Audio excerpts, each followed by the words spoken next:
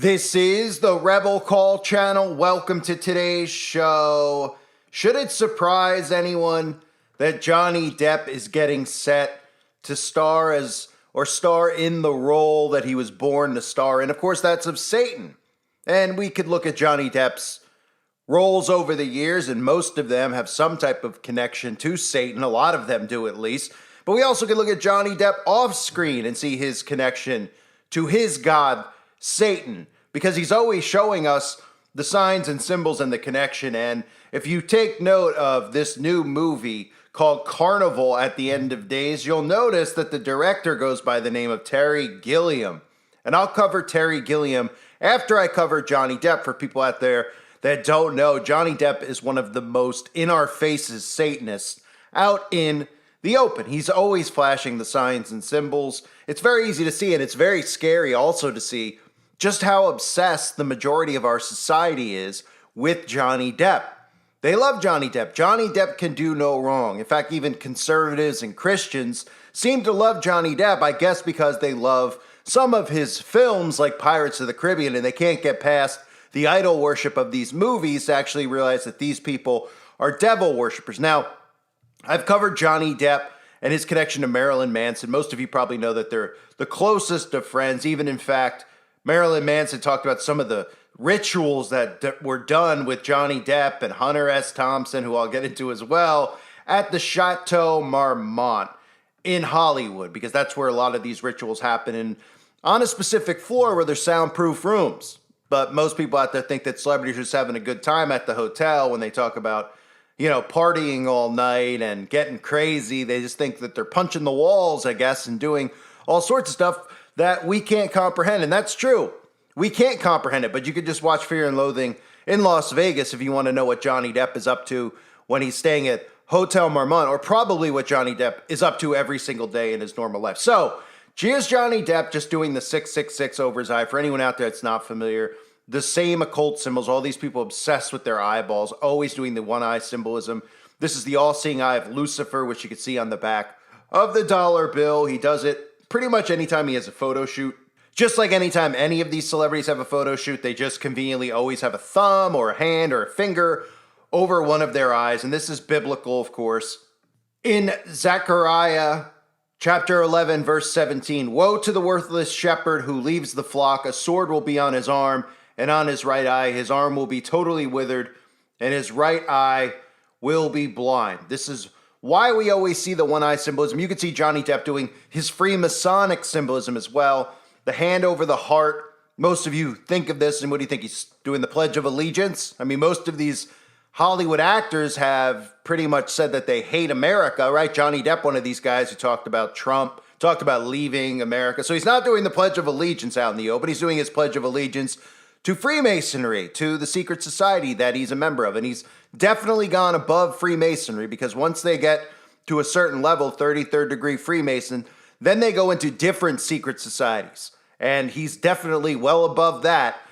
We know that for a fact based on how famous Johnny Depp is, how much wealth he's assumed, and how Johnny Depp is pretty much untouchable in the public eye. So here he is doing the hand over the heart. We've seen Johnny Depp even doing the other common Masonic pose, the finger over the lip, where they go, shh, right? Sometimes they'll do it with just a finger on the lip. Sometimes they'll do it with a hand on the lip. This, of course, is referencing the Freemasonic vow of secrecy, the oath of silence that they take. He even does it in Pirates of the Caribbean, right on the cover. One of the, it's pretty incredible. What is the pirate? Did the pirate just break wind and he doesn't want anyone to know? And what is the big secret here? Well, the secret is that all of these celebrities are members of secret societies. The illusion that they're just better than you are, they're more talented than anybody else, that's an illusion.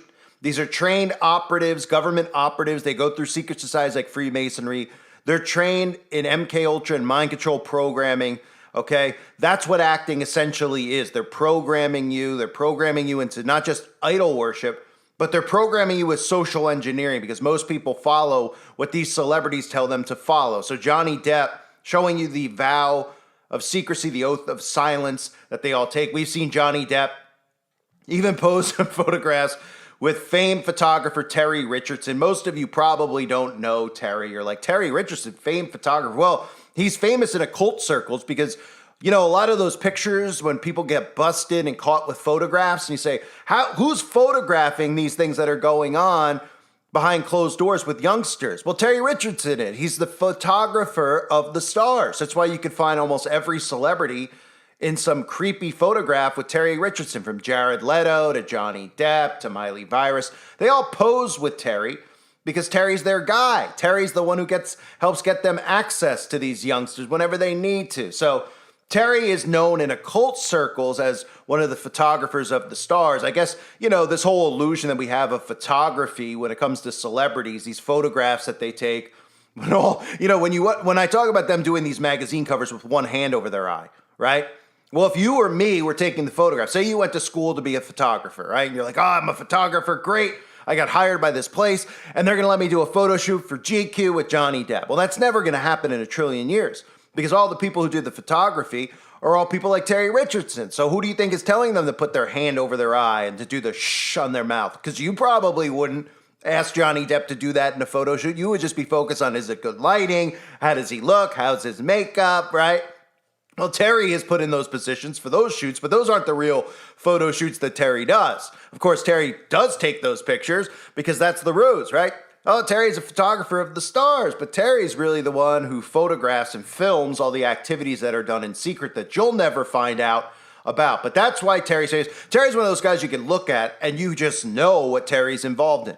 Like I talk about with some of these guys like Bezos, you can just look at Terry Richardson, okay? You get a feeling over you. If you have, at least I know I do, and I say people with the Holy Spirit, we could sense these people, right? If you're out in public and these, sometimes you feel someone staring at you, don't you stare and see somebody staring? You feel eyes on you, and you could just sense a demon around you or someone who's not filled with the Holy Spirit. Well, Terry Richardson's one of these guys, you can just look at a photo of him, and you know what he's involved in. It's very, very, very, very clear. So another thing with Johnny Depp, before I get into Terry Gilliam, the director of the film that he's about to star in as Satan, is the connection to the West Memphis 3. Now, a lot of people out there think they're awake. I know a lot of people who follow my channels, follow a lot of the crime channels and stuff like that. And they've heard about the West Memphis 3 who were freed. These are three kids, okay? They were convicted of a crime. The crime was they slaughtered other young kids, okay? And they were arrested for it. And in their house, they found all sorts of satanic stuff, the Satanic Bible. But they specifically found a blood oath contract that they had with Aleister Crowley, okay, inside their home. So when they went on trial, of course, they hired HBO to make it seem like these kids were innocent of the crime, that there was no evidence. They were framing them because they wore Metallica shirts and they were gothic. And that was the whole mindset. So people out there who were awake actually fell for the propaganda that HBO produced. But the reality of the matter is Damien Eccles, who you see on the screen, has a connection, a blood connection to Aleister Crowley. And what they did was they wanted to free these kids. So all of these celebrities like Johnny Depp and Eddie Vedder went out of their way to push the propaganda from HBO, along with HBO, to get these kids freed from prison. So they put propaganda out there saying there was no evidence. They were convicted because they wore Metallica shirts. Metallica got involved. All these celebrities cared so much about this specific case that even after these kids were convicted of the crimes, they were let out of prison. Now, you might say, I don't believe that, because there's stories circulating about the father's involvement. His DNA was found on a shoelace, things like that. No arrests have ever been made. These are the ones responsible for it, Eccles and his friends. And of course, you might say, well, Eccles is free now. What's he doing? Well, Eccles is promoted on YouTube, performing black magic. He's teaching people out there occult sigils. He's famous now because of the connection to these Hollywood celebrities, right? And of course, he's not censored at all. He could teach kids all about alchemy and black magic, while people like me can't even point out that celebrities are holding their hand up over their eyes, because apparently that's hate speech in today's society. So Johnny Depp helped free these children who were clearly guilty, who had a blood oath contract with Aleister Crowley. Instead of pointing out what that meant and why they would even have a contract drawn up in blood with Aleister Crowley and his books, all of his books which talk about black magic and summoning spirits and summoning Satan by performing rituals and doing sacrifice, nobody wanted to point that part out. In the documentary, they just said that's all hogwash. That stuff doesn't really happen. So all the Christians, everybody out there just fell for the propaganda. And now they don't even think about it anymore. Now that the kids are out in the streets, can't imagine the rituals that Eccles and his fellow friends are involved in these days. But of course, Johnny Depp helped with that. And as most of you know, Johnny Depp One of his most infamous roles, Fear and Loathing in Las Vegas, where he plays Hunter S. Thompson, his buddy. Hunter S. Thompson, of course. Most of you will go, I don't even know who Hunter S. Thompson is. Who's Hunter S. Thompson? Well, Hunter S. Thompson is the character that Johnny Depp plays in Fear and Loathing, right? You know, the guy who is drinking that red liquid. Do you think about what that... I can't say the word, right? But let's just say it gives you a rush of adrenaline. Okay, this red liquid that they're obsessed with. That's what the film really, part of the plot of the film is about. Okay, is Johnny Depp getting that red liquid. And now a lot of people are aware of that because a lot of things have come out in the open. So Hunter S. Thompson is notorious. Nobody knows what he's famous for. He was on David Letterman. He's famous for being a hunter. Okay, he hunts, youngsters. That's what Hunter S. Thompson did while he was here on Earth. And Johnny Depp couldn't be more obsessed with Hunter S. Thompson, of course, because they were doing it together. And when Hunter S. Thompson passed, Johnny was heartbroken about it. But my point about Fear and Loathing isn't just that red liquid. It's about who directed it. Well, the same guy who's about to direct this latest film, Terry Gilliam. Here's Terry. You can just look at Terry. Like I said, with Terry Richardson, you could see, the eyes are the window of the soul. You can see him here holding up the 666 sign. Right? You can see him doing the X, Antichrist, over his chest, the X symbol that all these celebrities do as well. What do you think? He's hugging himself? Okay. Now, he's famous, or became famous, like his big breakout thing was Monty Python. And if you don't know, Monty Python was, I don't understand how people find this stuff funny, but to each their own, I suppose. Monty Python has a lot of stuff that they used to put out in Freemasonry. Okay, you could look them up for yourself. Monty Python, how to recognize a Mason. They would mock the handshakes. A lot of BBC television, I'm going to do some videos on it, would openly talk about Freemasonry, but they would make fun of it like it's silly, like it's goofy, to give the impression that it was just like adult fraternity. Because, back then people noticed things a little bit more, so they saw Freemasonic lodges and they wondered what they were doing. And they really put the stuff out there about, hey, these guys are just a bunch of guys who graduate college and then they're in a fraternity. They're all silly and goofy. So on the BBC, Monty Python would put stuff out where they would mock the handshakes. They would do the humiliation rituals out in the streets and things like that. And it kind of dismissed the notion of what Freemasonry really is, about worshiping Lucifer. It gave the impression that they're all funny goofballs like Monty Python. Now, in today's world, nobody even knows that these Freemason lodges exist because everybody's looking at their phone.